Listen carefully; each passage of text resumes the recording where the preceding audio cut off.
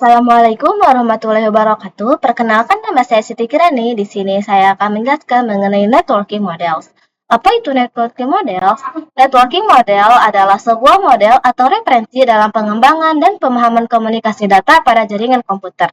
Secara sederhana, jaringan komputer adalah sesuatu yang rumit dan kompleks, baik itu dari perangkat-perangkatnya, media penghubungnya, sampai pada aplikasi yang berjalan di dalamnya. Dan perangkat-perangkat tersebut biasanya diproduksi oleh vendor yang berbeda-beda, seperti routerboard, ada yang diproduksi Mikrotik dan Cisco, kemudian web browser ada yang dibuat oleh Google dan Mozilla, dan lain sebagainya. Di sini ada beberapa materi yang akan kita bahas. Yang pertama adalah konsep, yang kedua TCP atau IP model, yang ketiga encapsulation dan decapsulation, yang keempat OSI layers model. Konsep pada networking model ada pada jaringan komputer mengacu pada perangkat komputasi yang saling terhubung serta dapat bertukar data dan berbagi sumber daya satu sama lain. Untuk terjalinnya proses bertukar data tersebut diperlukannya aturan yang mendefinisikan bagaimana kumpulan komputer agar bisa saling komunikasi.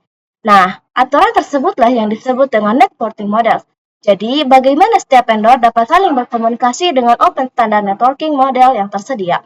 Untuk saat ini, open standard networking models yang tersedia dan terkenal ada dua, yaitu TCP atau IP model dan OSI model. Seperti ini ya teman-teman. Konsep yang kedua, konsepnya terdiri dari tahun 1974, IBM create System Architecture Network (SNA). Other vendors also create their own networking model. After open networking model is each can komunikasi each other. Ini ya teman-teman contohnya. TCP atau IP model. TCP atau IP model merupakan jenis networking model yang saat ini common digunakan. Jadi, TCP atau IP itu mendefinisikan suatu protokol agar antar komputer, utamanya yang berbeda network, itu bisa saling komunikasi. Nah, untuk membantu dalam memahami setiap networking model itu dipecah menjadi bagian-bagian kecil yang disebut sebagai layer. Secara dokumentasi, TCP atau IP model terdiri dari 4 layer. Dimulai dari yang pertama network access, yang kedua internet, yang ketiga transport, yang keempat application. Namun penerapan dalam network TCP atau IP model lebih mudah untuk dibagi menjadi 5 layer. Yang pertama adalah physical, yang kedua data link, yang ketiga network, yang keempat transport, yang kelima application. TCP atau IP application layer. Application layer berfungsi sebagai antarmuka dengan aplikasi, mengatur bagaimana aplikasi dapat mengakses jaringan dan kemudian membuat pesan-pesan berskala. Di antara contoh service dari application layer itu seperti HTTP, POP3, SMTP, IMAP, SSH, dan lain sebagainya. HTTP itu digunakan ketika kita mengakses suatu web server. Contohnya seperti klien yang ingin merequest kepada web server. Seperti ini ya teman-teman kurang lebihnya. TCP atau IP Transport Layer. Fungsi dari transport layer adalah menyajikan atau memberikan servis ke application layer transfer data. Untuk transport layer terdapat dua protokol yang sering digunakan, yaitu TCP dan UDP. Salah satu mekanisme yang disediakan oleh transport layer, khususnya pada TCP itu adalah error recovery mechanism. Protokol TCP dan UDP. TCP is more reliable. TCP digunakan untuk IP karena support error checking. UDP is more faster. UDP digunakan untuk video streaming, games, dan aplikasi lain yang membutuhkan kecepatan data. Dan seperti ini ya contohnya teman-teman. TCP atau IP Network Layer. Untuk network layer hanya terdapat satu contoh, yaitu IP. Dan IP menyediakan dua fitur yang sangat penting, yaitu addressing dan routing, yang dimana berfungsi untuk menangani konektivitas dan pemilihan jalur. Setiap perangkat jaringan memerlukan alamat unik di jaringan. Addressing. Jadi, kalau yang addressing itu bahwa IP address itu sendiri yaitu memberikan nama pada perangkat di jaringan komputer. Contohnya seperti yang ini, komputer pertama yang bernama 192.168.1.1, yang komputer 2 192.168.1.2. Seperti ini.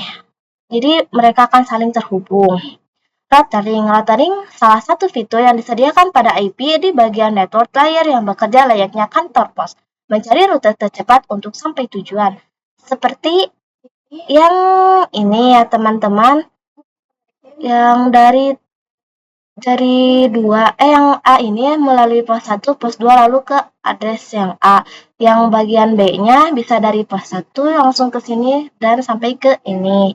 Kurang lebihnya seperti itu ya teman-teman. TCP atau IP, data link layer, dan physical layer. Data link layer mendefinisikan protokol yang dibutuhkan pada physical layer. Salah satu fitur pada data link layer ialah PCS, Frame Check Sequence, yaitu Error Detection Mechanism. Hanya mendeteksi error tanpa recovery. Addressing yang digunakan pada data link layer adalah MAC address. Physical layer mendefinisikan cabling pada suatu jaringan komputer, mendefinisikan secara fisik apa yang digunakan untuk menghubungkan antar device. Ini kurang lebihnya teman-teman. Encapsulation dan decapsulation. Encapsulation itu proses membungkus data dengan header pada data di setiap layernya. Adapun decapsulation maka itu sebaliknya. Name of TCP atau IP message. Application layer data, transport layer data tambah TCP header sama dengan segmen. Network layer data tambah TCP header tambah IP sama menjadi IP packet. Data link layer data tambah TCP header tambah IP tambah DL header dan DR trailer menjadi frame. Encapsulation dan decapsulation, di sini ada sender dan receiver. Kurang lebih seperti ini ya teman-teman. Masih model konsep. Untuk saat ini, model yang sering digunakan hanya TCP dan atau IP. Karena untuk dari sisi perkembangan protokolnya atau modelnya TCP atau IP lebih dominan dibanding OSI layer. Namun, OSI layer biasa dipelajari karena mudah dipahami. Sebelum networking model ada, setiap vendor membuat atau memiliki networking modelnya masing-masing. Karena setiap vendor memiliki networking model yang berbeda-beda, maka komunikasi antar vendor sulit dilakukan. Jadi, usaha untuk membangun suatu jaringan komputer sangat besar. Banyaknya vendor tadi itu, bagaimana upaya agar tetap bisa berkomunikasi dengan baik antar vendor satu dengan vendor lainnya. Oleh karena itu, dibuatlah sebuah model atau sebuah standar atau spesifikasi minimum oleh ISO, International Organization for Standardization, pada tahun 1984, yaitu dengan nama OSI, Open System Interconnection, atau biasa juga disebut OSI 7 Layer Model. OSI model layer, terdapat 7 lapis layer pada model OSI.